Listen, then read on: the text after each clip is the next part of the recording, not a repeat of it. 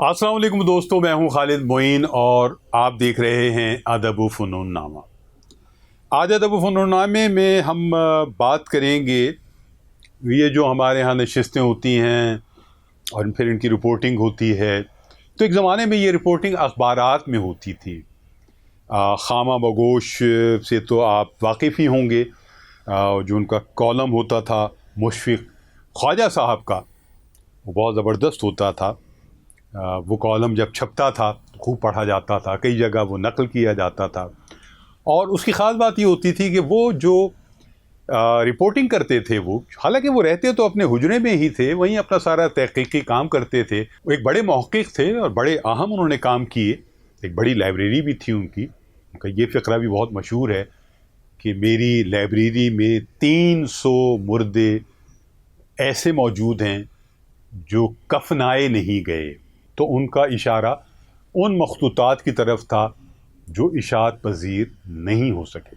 مشفق خواجہ صاحب کے یہاں جو ایک فقرہ سازی تھی، جو وہ طنز کرتے تھے اپنی باتوں میں اور باتوں میں جو فقرہ لگاتے تھے، وہ بہت کمال کا ہوتا تھا اور فقرے چلتے تھے۔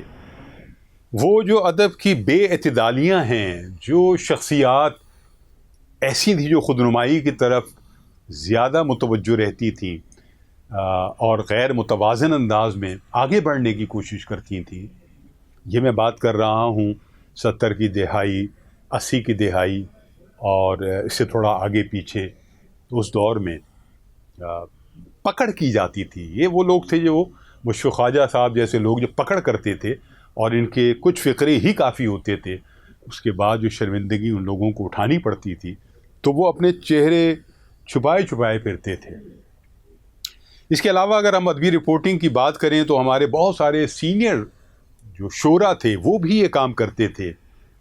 کچھ سینئر شعراء اپنے ناموں سے مختلف اخبارات میں رپورٹنگ کرتے تھے، تقریبات کی، مشاعروں کی، اور کچھ نام بدل کے بھی کرتے تھے، کچھ قلمی ناموں سے کرتے تھے تاکہ جب وہ کاری وار کریں تو بات ان پر نہ آئے۔ حالانکہ وہ بات چھپی تو نہیں رہتی تھی، وہ سمجھتے تھے لوگ کہ کون لکھ رہا ہے، لیکن وہ ہوتا تھا بڑا۔ شبنم رومانی صاحب بھی لکھتے تھے، سرشار صدیقی صاحب بھی لکھتے تھے، یہ سارے کالم ادب کے۔ محسن ربالی صاحب تو اپنے نام سے ہی لکھتے تھے، اور ایک عرصے تک جنگ اخبار کے جو ادبی صفحہ ہے اس میں غالباً محفل کے نام سے وہ رپورٹنگ کرتے تھے ادب کی۔ راشد نور بازگشت کے نام سے کرتے تھے، اور وہ بھی فقرے لگاتے تھے کہیں جہاں ان کو محسوس ہوتا تھا، اینگلنگ کرتے تھے وہ یہ کہتے تھے میں اینگلنگ کرتا ہوں۔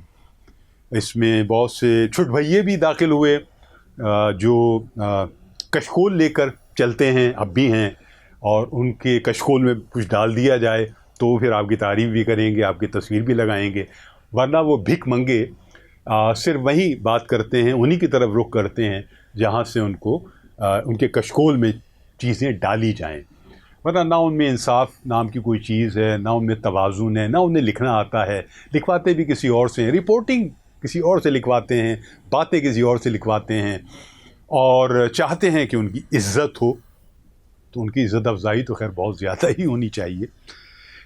یہ چیزیں عارف شفیق بھی بہت کڑوا لکھ جاتے تھے، سچ لکھتے، اور وہ بھی کالم نگاری کرتے تھے تقریبات کی، اور ان کا کالم پڑھا جاتا تھا۔ جن لوگوں نے سچ لکھا وہ اپنی جگہ ہیں، جن لوگوں نے جھوٹ لکھا رپورٹنگ میں اور چیزوں میں وہ بھی اپنی جگہ ہیں، چھپا ہوا کوئی نہیں ہے۔ اب سارا چلن بدل گیا، اب ساری صورتحال بدل گئی، اب سوشل میڈیا آ گیا، اور سوشل میڈیا نے نئے معیارات قائم کر دیے شعراء اور شاعرات کے، اور اب وہ کسی کالم نگار کی طرف نہیں دیکھتے اور دیکھتی، جو بھی کچھ لکھنا ہے، جو بھی کچھ تصاویر ہیں، جو بھی کچھ تعریف ہے، جو بھی کچھ توصیف ہے، وہ خود کر لیتے ہیں یا کر لیتی ہیں۔ تو بڑے مزے کی رپورٹنگ ہوتی ہے، اور ایسی باتیں سامنے آتی ہیں کہ عقل دنگ رہ جاتی ہے۔ جو اخلاقیات شعر و ادب میں اس سے پہلے روا تھیں، اب وہ سب ناروا ہو گئیں، اور اب جو کچھ روا ہوا ہے وہ بڑا حیران کن ہے۔ اپنے لیے القابات لکھنا، اپنے لیے توصیف کا اظہار کرنا، اپنے نام کو ایک ہی رپورٹ میں 10 بار لکھ دینا، مختلف زاویوں سے لکھ دینا، یہ بہت عام چلن ہو گیا ہے۔ گزشتہ دنوں میں نے ایک ہماری کراچی کی شاعرہ ہیں ان کی ایک رپورٹ دیکھی اور میں جھوم اٹھا کہ کس بے باکی سے انہوں نے خود اپنے لیے ہی بہت سارے توصیفی کلمات اور توصیفی باتیں لکھی ہوئی ہیں.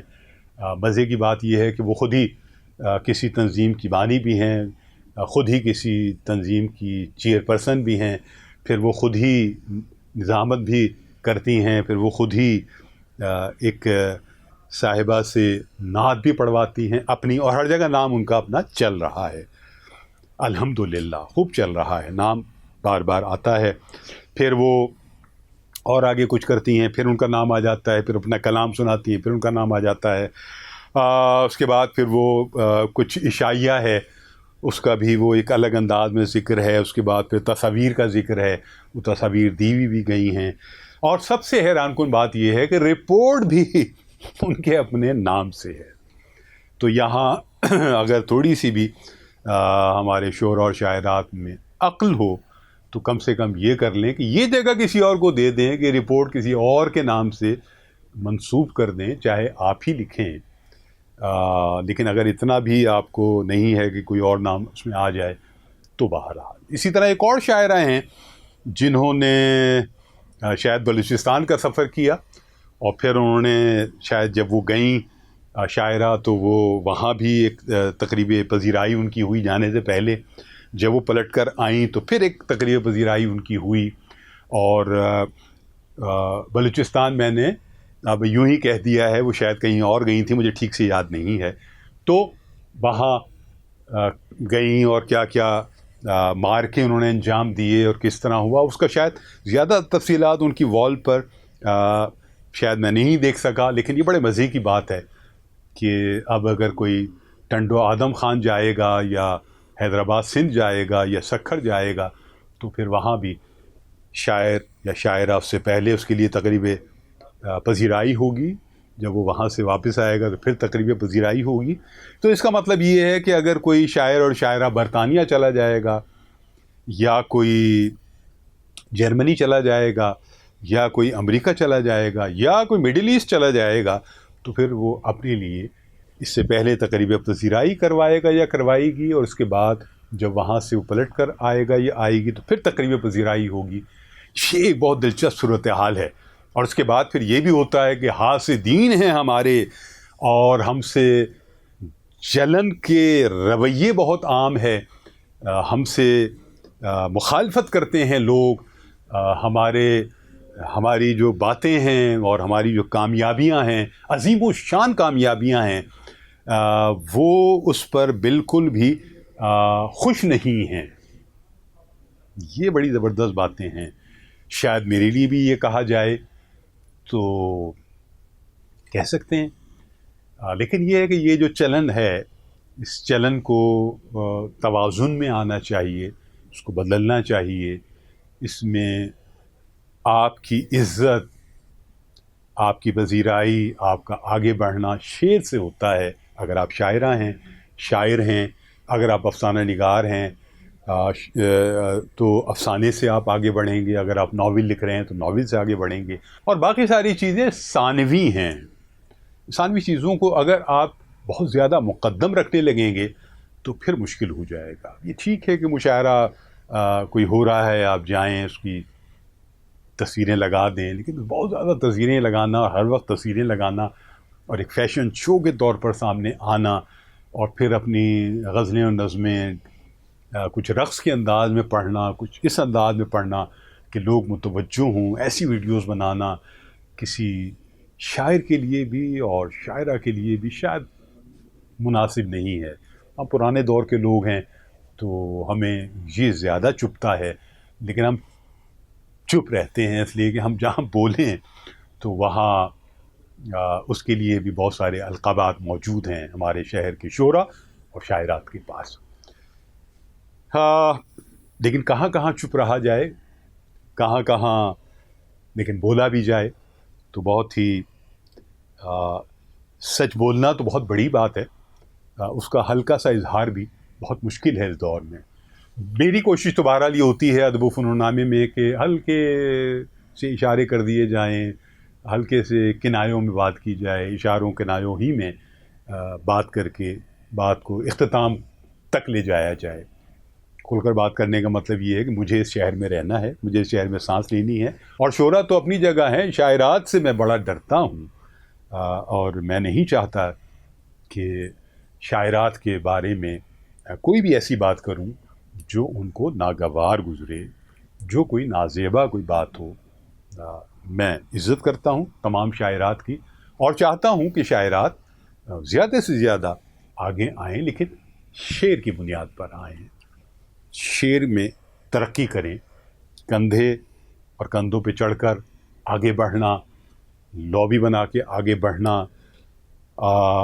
لوگوں کے نام کٹوانا، خود اپنے نام شامل کرانا، ایک دوسرے سے الجھنا، ایک دوسرے کے خلاف باتیں کرنا، شاعرات ہی شاعرات کے خلاف کر رہی ہوں، اچھا تاثر نہیں جاتا، آپ کے حوالے سے بھی نہیں جاتا، آپ کے شہر کے حوالے سے بھی نہیں جاتا، اور آپ کے وطن کے حوالے سے بھی نہیں جاتا۔ نصیحتیں نصیحتیں نصیحتیں کسی کو اچھی نہیں لگتی۔ خالد معین کو یہاں اجازت دیجیے۔ میں یہ ضرور کہوں گا کہ جو باتیں آپ اپنا سکیں وہ ضرور اپنائیں، جو نہیں اپنا سکیں چلاتے رہیں۔ یہاں خالد معین کو اجازت دیجیے، اپنا اور اپنے احباب کا خیال رکھیں۔ خدا حافظ۔